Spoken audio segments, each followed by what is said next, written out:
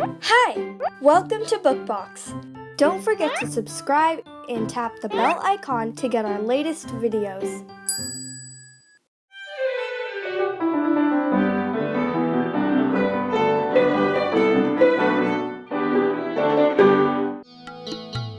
घर में एक चूहा है।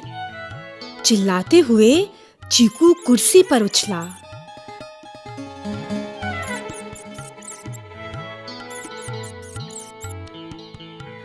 बा हंसने लगी, लेकिन उन्हें चिंता भी हुई कि कहीं चूहा घर की अलमारियों में घुसकर कपड़ों में सुराख न कर दे। चीकू ने चूहे का नाम उंदर भाई रख दिया और कहने लगा, यह छोटा लेकिन मोटा है। चीकू और बा दोनों ने मिलकर चूहे को घर से खदेड़ने की बहुत कोशिश की, लेकिन वह बहुत चालाक निकला। हमेशा घर के किसी कोने में छिप जाया करता था।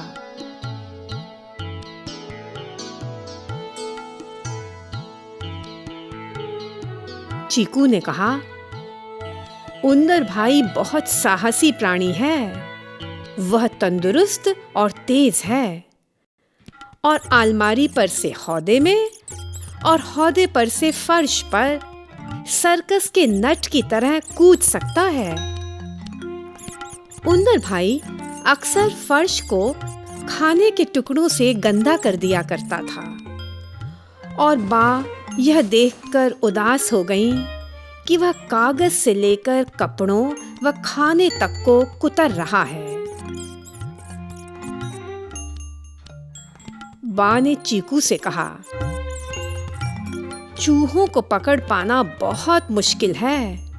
वे जादूगर की तरह होते हैं जो पल भर में प्रकट होकर गायब हो जाते हैं, और जब वे घर में होते हैं तो खाना गायब हो जाता है।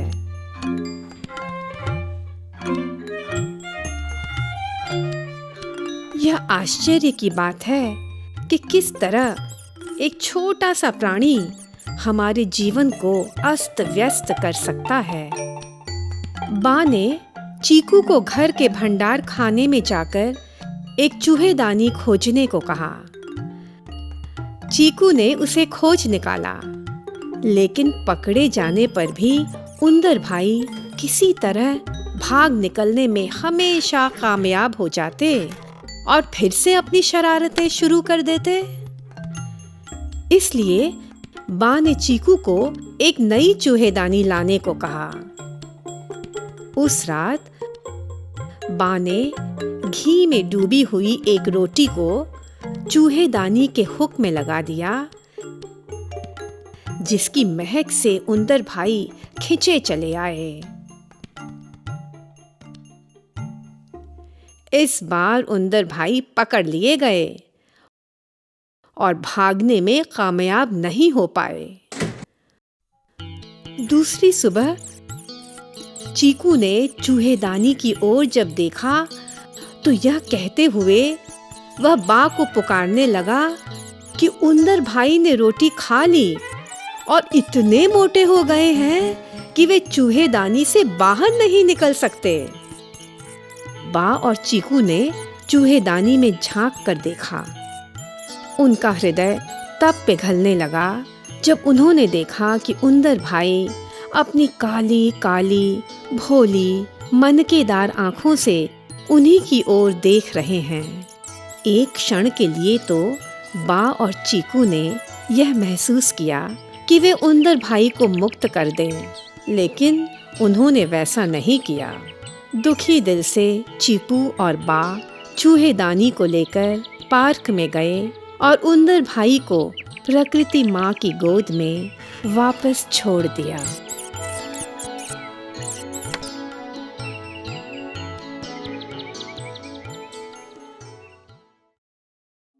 Hey there! Don't forget to like and share this video. Also, please leave your comments below.